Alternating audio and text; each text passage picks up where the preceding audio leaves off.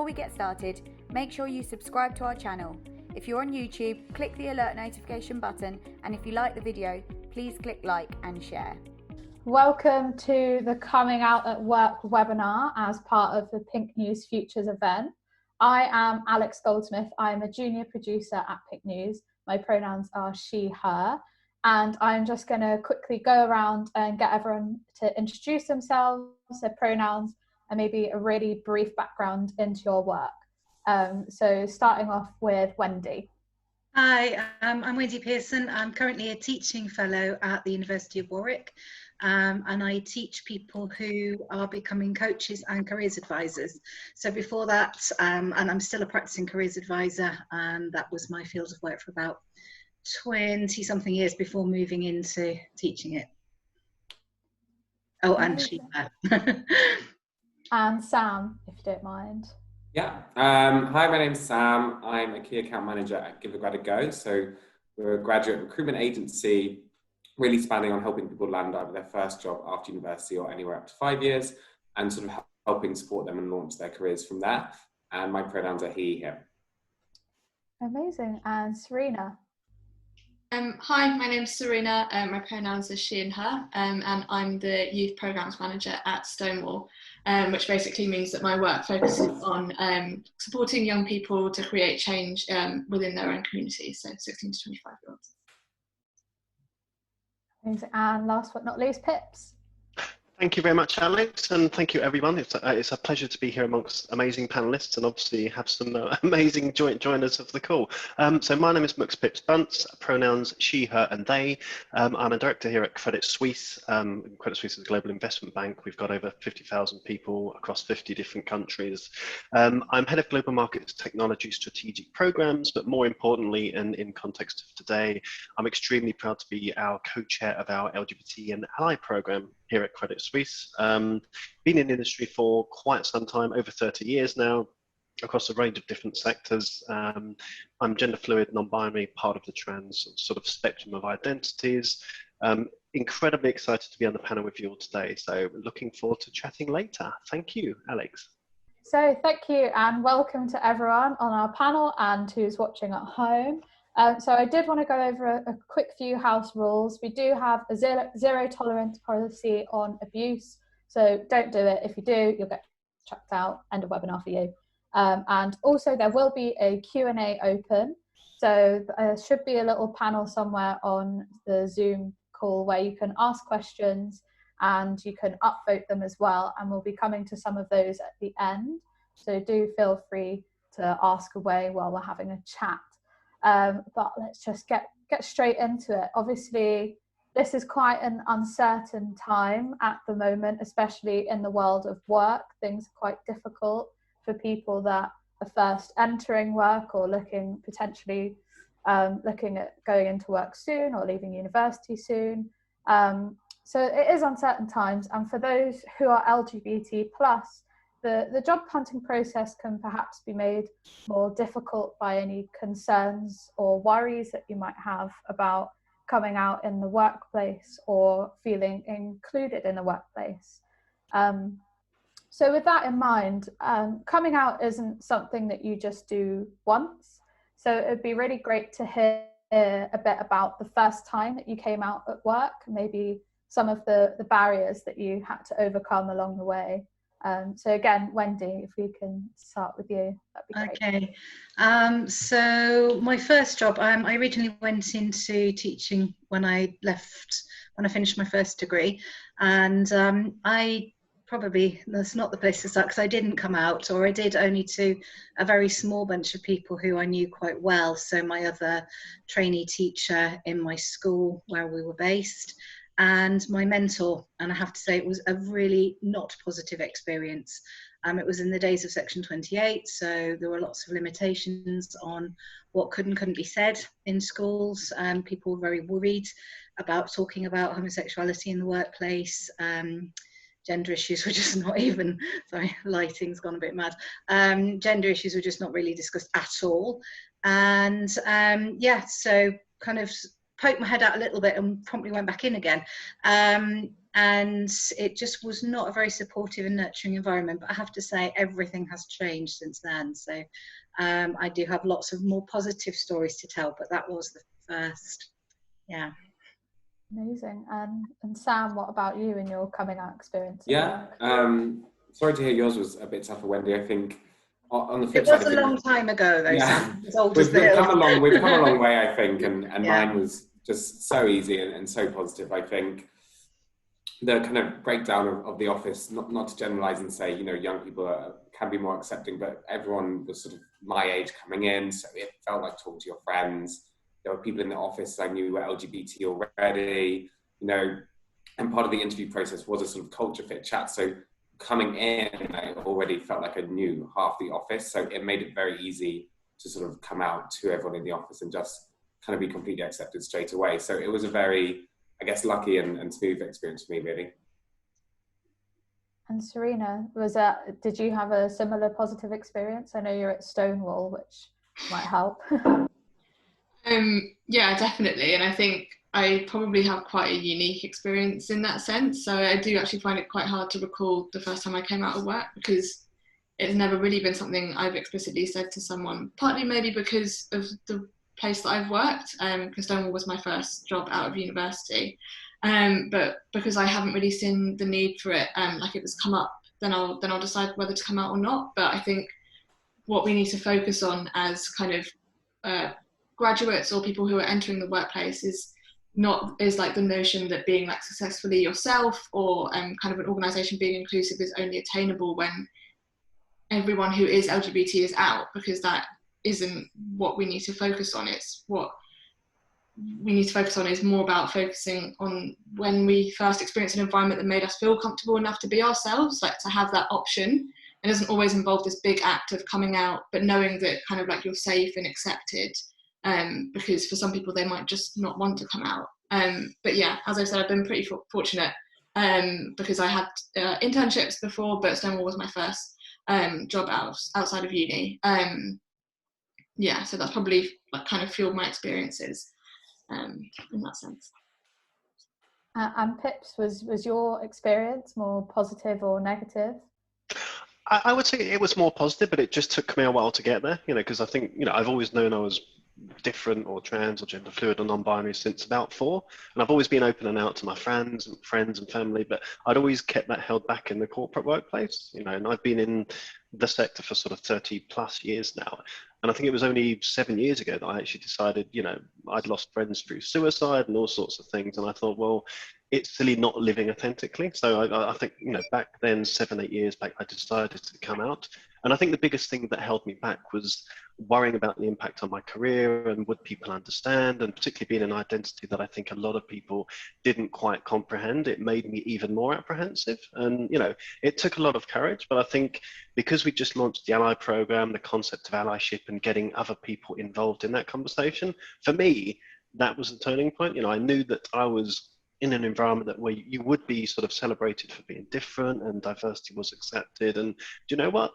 As scary as it was, I was absolutely blown away by the sort of the love, the compassion, the empathy, people that I didn't even know reaching out, you know, just showing their love and support and, you know, admiration for someone being authentic. So it was definitely a positive experience, but it took a while before I felt that society and the workplace was ready to sort of be that encompassing and that embracing. And I think, like a few of our panelists have said, I'm so glad we have got to that point now. Still lots of work to do, but it's so much better now than 20, 30 years back, for sure. And so what do you think the value of being out at work is? And do you think that your being out at work has kind of changed your approach to where you are and what you're doing, and maybe what you include yourselves in within the workplace? I'll throw that out to anyone. I don't think you can put a price on that. You know, it's massive, it's seismic. You know, just being that true, authentic self, the difference it has on how you act, how committed you are, how you form relationships with other people, so many things you can't even comprehend. I would say it's absolutely seismic, the difference of being authentic and feeling that you are accepted and that you belong somewhere, just for being your true authentic self, I think is massive. Yeah, I would absolutely agree with that. But not having to edit yourself, not having to kind of think before you speak the whole time, just being able to join in all the conversations about what people did on the weekends, to also to be able to challenge assumptions, and to be, you know, to be that kind of, I feel like I'm now in a position of a great deal of privilege that, you know, I'm secure in my career, I'm experienced in what I do, and I think we might be coming on to this in the next and a further question, but just to be able to kind of be the person who can stand up and make the way a little bit easier for anybody else who is thinking about coming out. You know, there's a tremendous value in being able to do that, I think. And does anyone feel like they've kind of fostered any relationships maybe that they wouldn't necessarily have had before by being out and proud? Yeah, I think absolutely. I think just by being out, you naturally, I think, find it easier to foster relationships just because you're not worried about filtering yourself, like Wendy was saying, or thinking about what you're saying. And therefore that allows you to grow closer to people in the office, you know, who are the same, whether they're LGBT or not, but they're just, you know, having that authentic self and, you know, matching personalities. And I think to add to that as well, you know, other opportunities that you get on the back of being authentic, you know, there's so many initiatives and things that so many firms are running that you can get involved with, whether it's leadership training or, you know, at Credit Suisse we've got reverse mentoring. So I get to reverse mentor our EMEA CEO, you know, just because someone from an LGBT background can talk to them and get them to understand the challenges and the nuances and how they can be part of making things so much better. And I think, you know, obviously by not being authentic and not being out, A, you wouldn't have been able to have that influence, and B, you wouldn't have had the opportunity. So I think, like we said, you're helping so many other people just by living authentically and hopefully making it easier for others to follow, which I'm sure and I know is the case.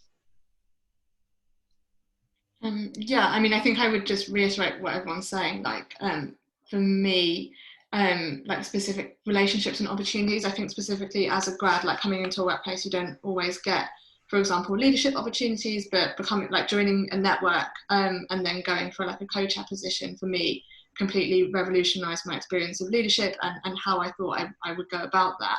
And then other things like I worked on kind of launching Stonewall's Workplace Equality Index in India, which is something that's extremely personal to me, and also building relationships with people there, which I would never have done. And I think if you're able to kind of reach out to a network, to people who really, really understand you, not only your experiences as like an LGBTQ person, but also experiences at work can really change the way that you interact with work on a day-to-day basis. And I think, like for my example, like in my personal experience, I've only just moved out of home, which I know is like a thing for like a lot of grads as well.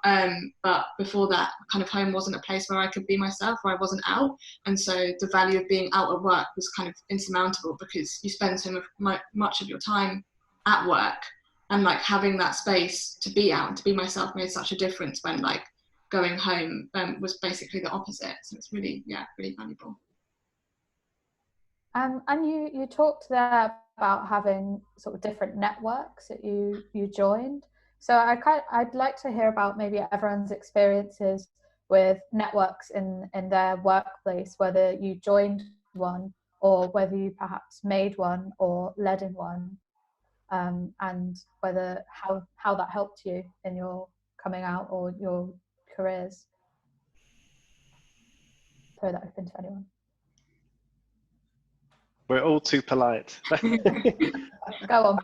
I think having all those networks, you know, I think intersectionality as well is a key thing, breaking down the barriers between the different networks. I love that. I love seeing networks collaborating together and sort of hosting joint events. And because you're not preaching to the converted in an echo chamber, you're expanding your reach of the changes that you're trying to drive. But I think definitely having the networks, having like-minded people, having the insight and education that those networks provide, whether it's guides, whether it's policies, whether it's guidelines, just having the networks drive the cultural change that they're putting in place in the workplace.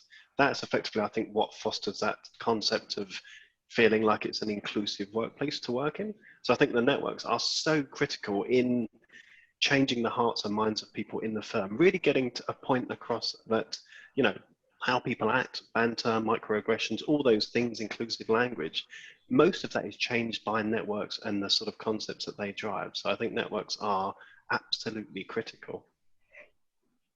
Yeah, I think they are an important way to have a voice in the workplace, and I've joined networks in most of my workplaces, and where there hasn't been one, you know, sort of try to get them off the ground. Got together a couple of other people and said, shall we try and invite some more people along, and created networks from an informal basis up to quite formal things. Because I think just to have a place to come together is important. I was just kind of calling myself to account a little bit, because I haven't done it in my most recent workplace. I've only been there coming up a year now, and because most of that time has been working remotely, it's not something I've engaged with. And so I think, yeah, probably something to go away and have a well, not have a think about, just do, to get more involved where I currently am. So yeah, thanks for bringing that back to mind. That's always good to hear. And then, so where you talked about sort of joining these networks, have you had any particular role models that you've looked up to, or have really led the way for you, or maybe got a really particularly good piece of advice from? And what do you think about the importance of role models as well? And again, open to anyone.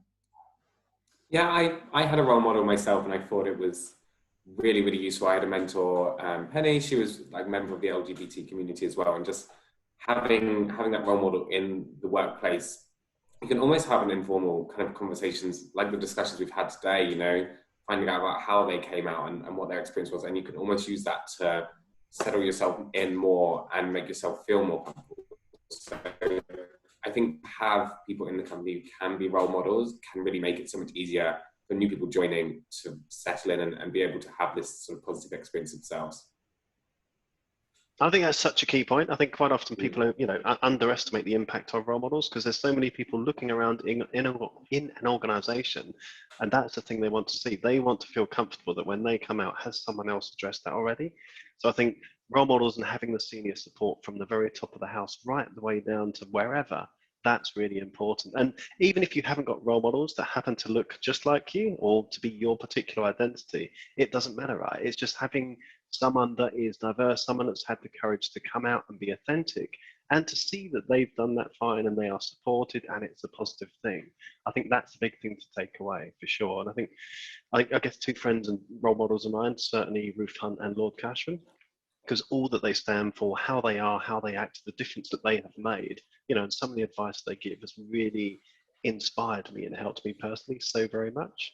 So, you know, a role model doesn't even just have to be in your workplace, but it's just having someone that you can anchor from and get advice from. But I would kind of say also there hasn't always been a role model wherever I've come out, but sometimes you have to just kind of step up and be your own role model, or to be the role model in that place, because then other people will kind of quite quickly follow suit, I found. So, maybe if there isn't anybody who's gone before you, or you don't think there is, going for it, so long as you feel safe to do so, can be a really empowering experience, and you'll probably find a lot of other people kind of follow quite quickly behind. So, yeah, don't wait. Yeah, I think, like, speaking as like a queer person of colour, it's often the case that you won't always have a role model in your organisation, and like it's quite difficult. And I think because if you don't see yourself somewhere, it's quite difficult to think about how you can progress and reach your ambitions. But I think I'd really reiterate that like a role model doesn't have to be someone who matches your direct identity. And I really, again, reference like the power of networks, and like the power of like your peers and your colleagues who might be co-chairs or taking up leadership positions in networks, who might not have the same identity as you, but be going through similar experiences, and having that power and that in those conversations that you have together where you share your experiences is really quite special at times. And then kind of picking up on what a bit of what you said, Wendy, about coming out and being the role model, and being that guide to look to. Do you feel like now that you are perhaps a role model for more junior people in your organisation, and sort of how has that developed in the workplace? Yeah, and do you feel like you have a role and duties? A recent phenomena has been colleagues who are kind of similar age or a little bit younger than me, their kids and nephews and nieces coming out, and that they're able to respond to that so much more positively because they can look to my life, and there's that I have a family. I've got a little boy. My wife and I live in quite a rural area. We're not in a big city, so that they can kind of see that perhaps some of the media portrayals of what gay life might be stereotyped as is, it's one option, but it's not the only option. And it just gives them a kind of a place to go, somebody to talk to, or just even something to look at, a life to look at, and to say, you can be happy, you can have whatever life you want, really. So that's been kind of a recent thing. And has anyone else been involving themselves more in the leadership side of things? I think definitely. I mean, it's amazing how many people reach out to you, both from your workplace or even, on LinkedIn, etc. Just wanting advice or advocacy or suggestions, and, just getting across to them that, there's so many groups and so many people they can get involved with, and know that they're in a safe space. So I think we said earlier, that is such an individual thing coming out. It's such an individual thing, even in the workplace, how you want that to be handled. Is it just in your group first? Is it big communication? It's so different for everybody, but just knowing that the firm and the network and the culture is there to support you. And it's about you going at your own pace, but that's the important thing. Knowing that the culture is around you and there's people around you, allies, senior management, everyone, to support you on that journey. And yeah, it's so important. And then are there any sort of specific things that when you're in those leadership roles that you really look to educate people on, or are there like really particular topics that you'll try and provide information on? I think sometimes it's kind of challenging things, but in a way that I try and give people the benefit of the doubt that they perhaps just haven't stopped and thought things through thoroughly enough, and they haven't had any intent to make life more difficult or to forget somebody, or to use language which is not inclusive. So yeah, I think it's a gentle, sort of friendly challenge to begin with, and then if things don't change, sometimes you have to be a little bit stronger a voice within an organisation. Because again, I think that in my position, I have got the ear of some people who can make a difference, and I'm not afraid. Maybe earlier in my career I was a little bit more worried about the consequences for me personally. That's not the case anymore. So I feel like, from that position, I have a duty to stand up and have those difficult conversations when it's necessary. But I do try and do it from a place of maybe we've forgotten to include, or maybe we need to think about this group as well, as opposed to have you done your equality impact assessment, to go down a policy route to begin with. For me, I think it's about making sure that people are thinking about being as inclusive as they can, and thinking about the work that they do in an intersectional way. So just because you're developing an initiative that's for LGBT people, does that also include like LGBT people of colour, LGBT people who are also disabled, and kind of encouraging people to make sure that whilst you're pushing forward one thing, you're not leaving parts of that community behind when your focus is just on that small part of someone's, not always small, but that part of someone's identity. And then I think the second thing would be encouraging people to understand that they're fallible, and it's not about a pressure on always being right, but about how you react when you're wrong.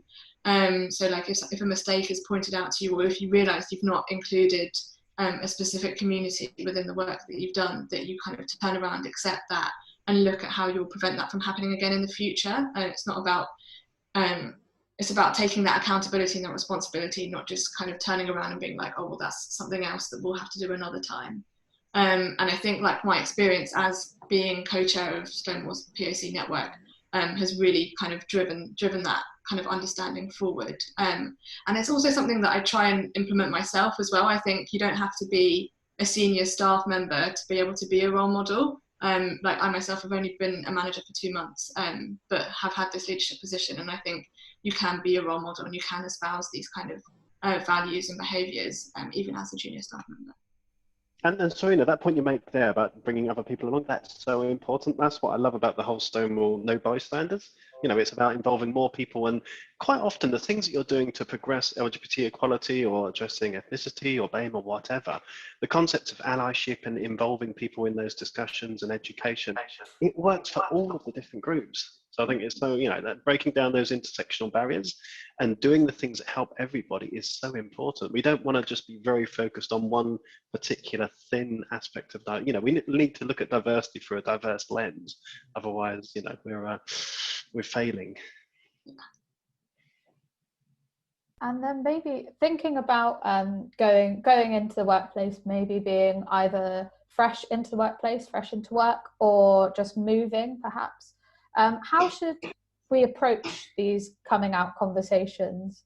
Or if it's a small moment, maybe with a colleague in the office, or an official conversation with managers, maybe how have you handled these conversations in the past? Yeah, just tell the gossipiest person. Maybe the rest of the work for you. I think it's so personal. Sorry, Sam.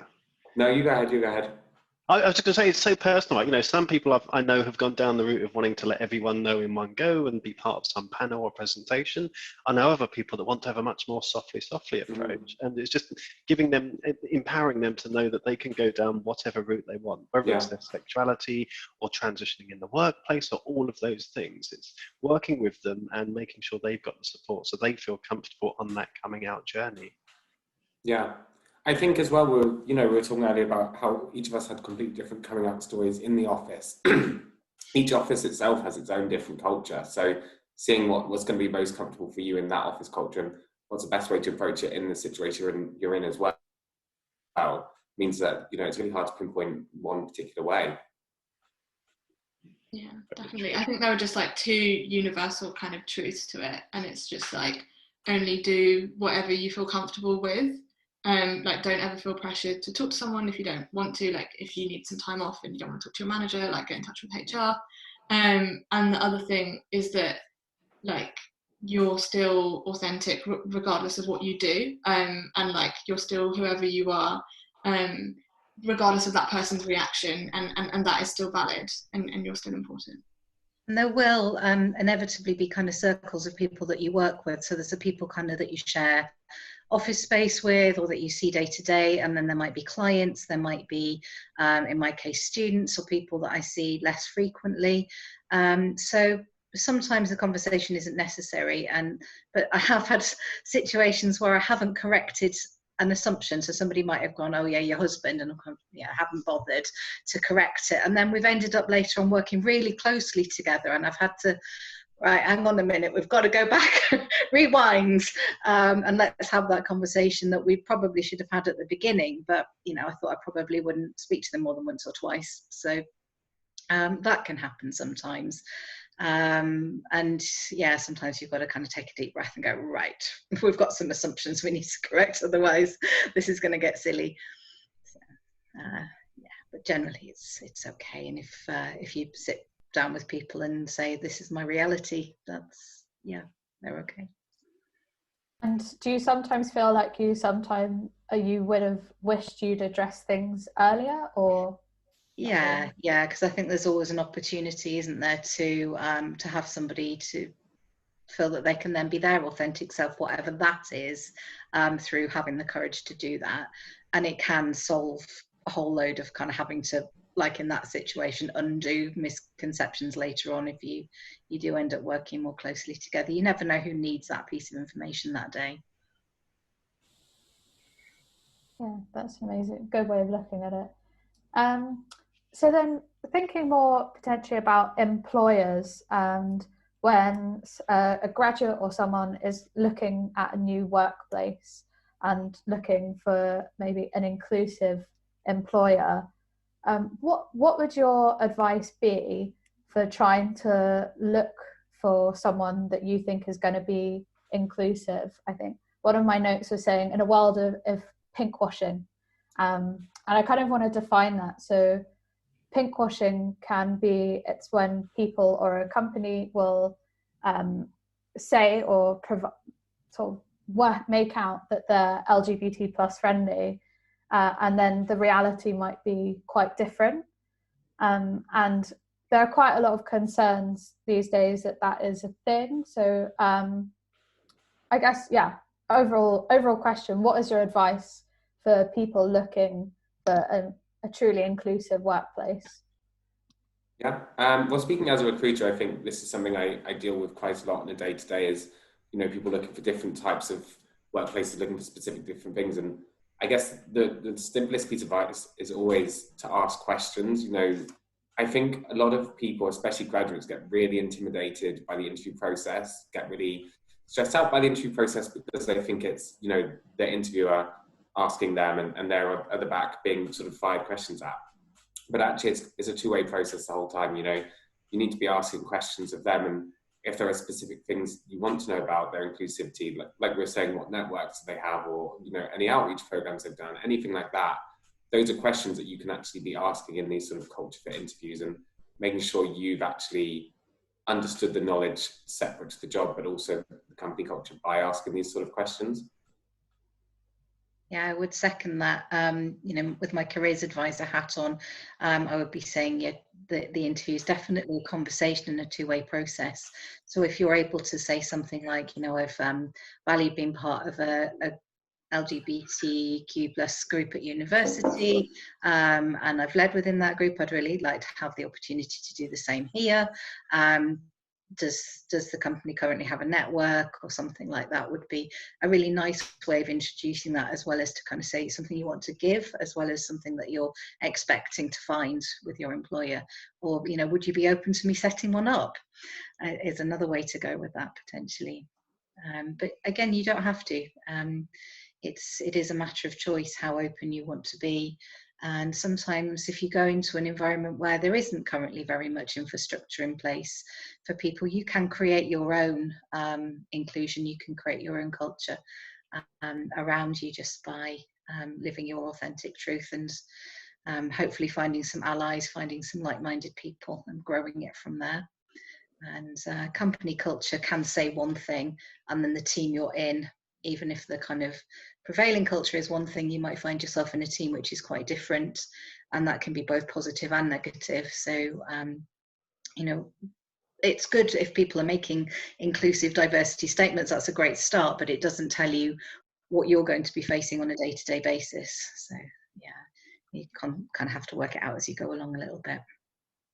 I think that's really good advice, especially for the interview. And I think thinking even beyond that as well, you know, also look at the company. What are they putting out? Are they only doing things during Pride Month, or are they, you know, recognizing things and doing initiatives all year round to sort of, you know, at least try and identify the pinkwashing companies versus the ones that are not? And also speak to people at that firm, you know, reach out to people that you can see visible on LinkedIn, or people that are working there, and ask them their advice. You know, what's really the culture in that particular company?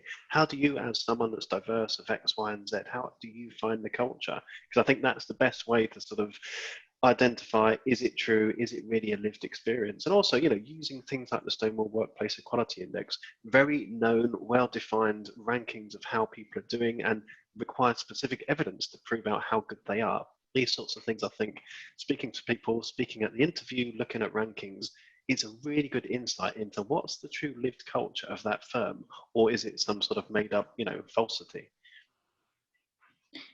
Yeah, I like back everything that everyone said. Like, the internet is your friend. Like, supplementing that kind of combination of like getting lived experiences and talking to people at the interview is really important. But if you don't feel like you can do that, because it is, as Sam said, quite stressful, like, use the internet. As Pip said, Stonewall ranks about 800 employers now it is in the UK every year based on their LGBT kind of equality work. We also have a Proud Employers website for people that work with us as well. But one other tip would be check out social media, check out what it says on their social media platforms. Does their network have a social media channel, and what are they saying on there? Yeah, I would really suggest. That's really useful information there. Something that I'm potentially pick up on is say the Stonewall Index is 800 companies. That's obviously a massive list. What about maybe going into a smaller company that isn't necessarily as established or have as many programs, and has less employers, so maybe isn't recognized on these kind of lists? Would you have any practical advice for someone going into one of those companies? Yeah, so I think with SMEs in particular, the feeling of that you fit is really important, because but cultures can change very, very quickly as well. And I think once in a place like that, once they know you and they know that you do good work, the rest of it doesn't really matter. Or if it does, maybe it's something that you can have individual conversations with the senior leadership, which might be much harder if you work in a big corporate. So the opportunity to change things quite quickly is definitely there in a smaller company. And just because they're not part of a big initiative, or they haven't had, you might be the first openly gay person that's worked there. You're probably not the first gay person that's worked there unless they're a really new startup. But they might just not have thought things through yet. So to have somebody who can take the lead on that would be a brilliant opportunity, both for them and for you, potentially. So I wouldn't rule it out. And then are there kind of jumping off the back of that, are there any particular resources that anyone has used to sort of set up initiatives in the past that they could recommend? I'm certainly happy to share a lot of the Credit Suisse work we've done, in terms of getting the Ally program up and running, or even some of the educational guides, the trans Q&A or biovisibility. We try to produce a set of guides every year for a different aspect of LGBTQI, family guides or a particular identity. And, we're always more than happy to share those with other firms, other groups, particularly like you said, Wendy, if there's a smaller firm that perhaps doesn't have an Ally program set up, doesn't have the education, then it's fine to sort of come along, why create it from scratch when sharing is caring? So I think most firms are more than happy to share what they have and what good work they have done with other groups. And I think, that guidance and giving that steer to firms that are particularly looking to set up Ally programs and all of that type of thing, and enterprise resource groups, it's a really good way for them to get their sort of, up and running quickly. Fine, we'll go to the final question. So what is your advice for people who are looking to come out at work and connect with others who are part of the LGBT+ community? Could be one or two things, like your top tips.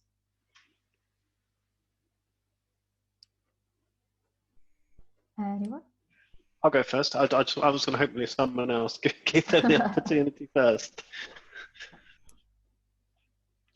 I think I would literally just say, sort of, look around, look at people within the firm, look for sort of the network programs, look at other people that you want to reach out to, and sort of get connected up that way. I think the advice I would have given myself much younger is, be proud of who you are, be proud of what you are, because that is so important, right? It's having that sort of empowerment to be your true authentic self is the most important thing ever, because how else could you ever be the best version of yourself unless you're being truly authentic? So I think my advice would be the change you want to see, be proud of who you are. And I think, like Oscar Wilde says, be yourself, because everyone else is taken. Living a lie, living a facade, not being truly authentic is so damaging in so many different ways. So, look for the firms that are inclusive, look for the firms that are going to give you that support and what you need, and they will be so much better. Yeah, I would second that. I think it's so much easier to be yourself at work, but I would also say do what you are safe to do. So, some situations will not be either psychologically safe, or in some parts of the world might not be safe at all in any way. So do take your own safety seriously, and that can come from coming out, absolutely, in the long run, I think. But if there's ever a situation where you feel that it's not the right thing to do, don't feel pressured, and don't feel that it's something that you have a duty to anybody else to do. Do it for yourself when it feels right. Yeah, I would say, like, off kind of the back of that, like, if you can reach out, like, talk to people. I think if you are out of work and you want to be out of work, having support and having networks is so important. And if you can't find that within your organization immediately, kind of look further than that. LinkedIn is your friend as well. Like, you can find so many different communities and organizations that are doing amazing work. You can ask them for support, but also, like, say you are working in an SME that doesn't have its own network, you can find kind of cross-organizational, maybe like sector-wide groups, LGBT support groups that could be useful for you as well. So, like, for example, in the media intermedia is one. Yeah, that would be nice. Yeah, there's so much more now, I think, than there ever has been before, and it's still just kind of going up and up like that. So there's more and more resources that you should always look out for news, but just ultimately look internally, following that, and just do what feels right at the right time, when you don't have to rush, you don't have to force yourself if you're not ready to do it in a certain way. Just kind of take this all on board, and then look to yourself, really. Yeah, and sometimes it can just be a one-to-one conversation with a trusted friend or colleague that you've made at work to begin with, just to kind of test the water. Even ask them, what do you think such and such what would their reaction be if I were to tell them? And they might say, oh yeah, they'll be fine. Or somebody that's been in the organisation a little bit longer than you, who's maybe seen other people come out and what happened with them. So yeah, you can start small and kind of build up the story, or, as I said, just tell the most gossipy person around and let them go with it. That's a good piece of advice. Right, thank you so much for all of those tips, everyone. We have had a few questions come in from the audience, so I'll go through some of these and pose them all to the panel. So Harry would like to know your advice on dealing with situations when you weren't expecting to come out, and he says that these are the situations that have really caught him out in the past. So just any advice on dealing with that?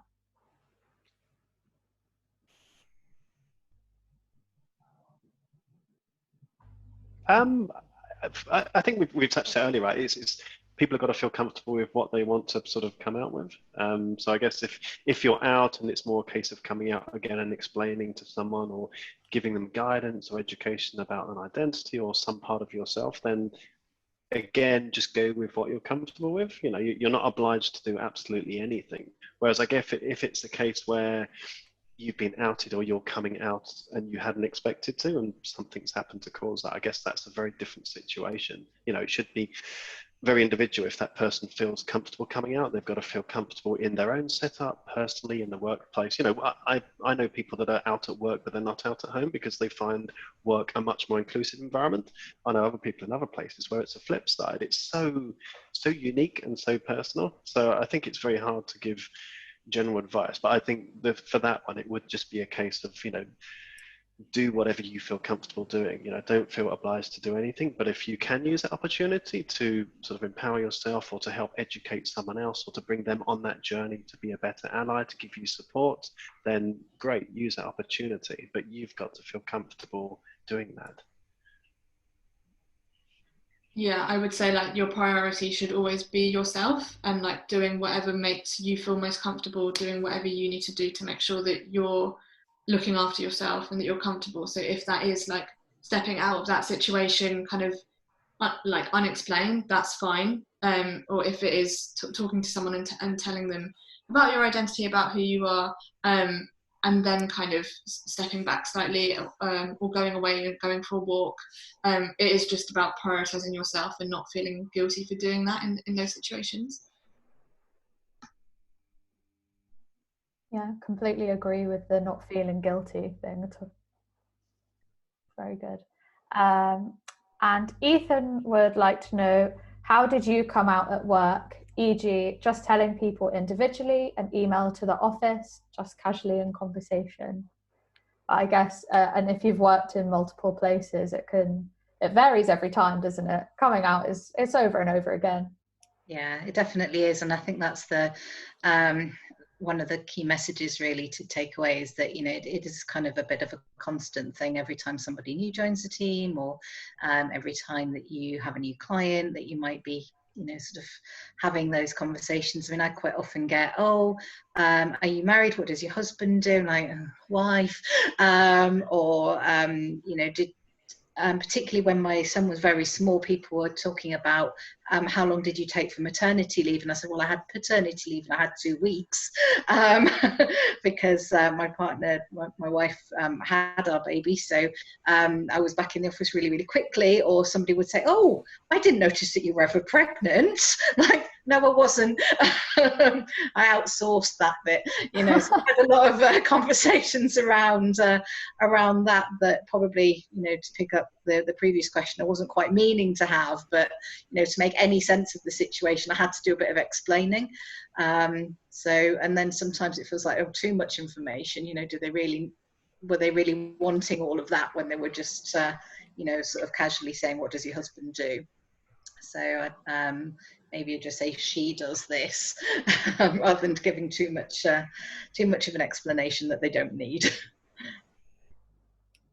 Yeah, I know for me, PinkNews is my first job out of university as well. And obviously it's an LGBT plus organisation, immediately mentioned it in the interview, have never had to come out at work particularly. So it really does vary for each individual, doesn't it? And Eleanor would like to know, how do you bring the topic up? I know each situation is different, but it can be hard to get on the topic, which I think is like quite a general thing as well, just like coming out, not even necessarily at work, it can be anywhere. So throw that one open if you have any particularly good lines on it. That's an interesting one. I think I tend to find, if you're talking about something and you can obviously then not allude to, but make certain references, for me, it's gender identity and gender expression and fluidity. But if it's someone's sexuality, you can make references to, if you talk about something and that then brings that conversation in, you can then obviously elaborate. I guess it depends on who you're talking to and the context of, the environment that discussion is in. If it's just a very one-on-one person that you know well, yes, you can talk much more personally and go into much more detail specifically. If it's a group thing, perhaps, or a group meeting, and you want to elaborate or at least bring people in the fact that you're X, Y, and Z, you can then make reference to things that you can then elaborate on. But so I think it depends on the situation. But I personally find, if you'll make reference to things that then trigger further questions and queries, so you can then educate people. And because, I'd say 99.99% of the time, people are just slightly curious, they want to understand more, they want to be a better ally, but they sometimes feel scared about saying the wrong thing, using the wrong language, they don't know what to say. So if you create a safe space that they feel comfortable asking you questions, I think that makes such a difference, because it breaks down the barriers, and that's the best way to inform and educate people. Completely agree. And the last question that we've got is from Alexandra, and she says, I'm sure my work would accept me. I might have already guessed, but I think the thought of anything changing relationships or friendships is quite worrying, and it always stops her. Have you got any advice? I think it's obviously a difficult one, isn't it? It's really hard, Alexandra, and I would say that probably people want to know you. If they want to have a friendship or a relationship with you, they want to know who you are really, and might be quite upset if they felt that you didn't feel that you could talk to them about who you are and the things that you care about and that matter to you. So if you're having conversations about other things that you care about and that matter to you, I would wonder why this one is something that you feel that you can't share. So just to kind of leave that as a question from me. And surely, Alexander, you'd rather know, you know, if someone had an objection or a problem with you being your authentic self, surely it'd be better for you to know if they felt that way. I forget what's the saying, if they matter, they don't mind. And if it is, I think it's much better to. They don't matter. Yes, exactly. I think it's also kind of about putting more value on yourself. Like, these people are already your friends, you know, you already have developed relationships with them, and they view you as someone important, and that is unlikely to change just because of an element of who you are, and kind of you sharing a bit more of who you are. And if it does, as kind of Pips and Wendy have said, then, you know, it's their loss, not yours at the end of the day. Yeah, completely agree with that. And good luck, Alexandra, if you do decide to come out. We'll all be thinking of you.